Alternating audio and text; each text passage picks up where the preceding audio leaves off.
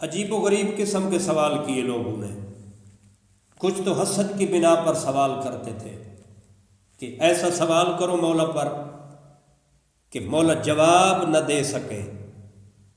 تو ایک شخص آیا مولا کی خدمت میں، اس نے کہا مولا ایک کتے اور ایک بکری سے ایک بچہ پیدا ہوا ہے، اس کے متعلق کیا حکم ہے؟ اسے ذبح کر کے کھایا جا سکتا ہے یا نہیں؟ عجیب و غریب سوال تھا۔ کوئی اور ہوتا تو چپ ہو جاتا، بے بس ہو جاتا، لیکن وہ کیسے چپ ہو سکتا تھا جس کو پیغمبر نے ایسے علم دیا تھا جیسے پرندہ اپنے بچے کو خوراک دیتا ہے، جو علم لدنی کا مالک تھا۔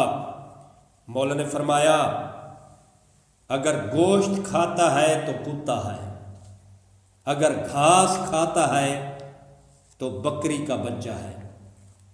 مولا نے پھر فرمایا پھر دیکھو پانی کس طرح پیتا ہے، اگر پانی میں منہ ڈال کر پیتا ہے تو بکری، اگر چپڑ چپڑ کر پیے تو کتا، یعنی زبان کے ساتھ تو پھر کتا۔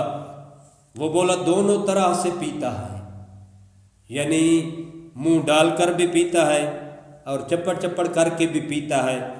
آپ نے فرمایا دیکھو کہ وہ بکریوں کے گلہ میں کس طرح چلتا ہے، اگر آگے پیچھے یا بیچ گلہ میں ہو کر چلے تو بکری، اگر گلہ کے پیچھے ریوڑ کے پیچھے رہے تو وہ کتا۔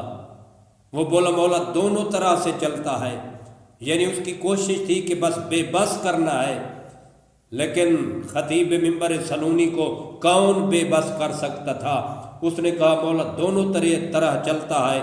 آپ نے فرمایا بیٹھا کس طرح ہے، کتے کی طرح یا بکری کی طرح؟ اس نے کہا دونوں طرح سے بیٹھتا ہے۔ مولا نے فرمایا تب اسے ذبح کر کے دیکھو کہ اس کا میدہ جگالی کرنے والوں کی طرح ہے تو بکری، ورنہ کتا۔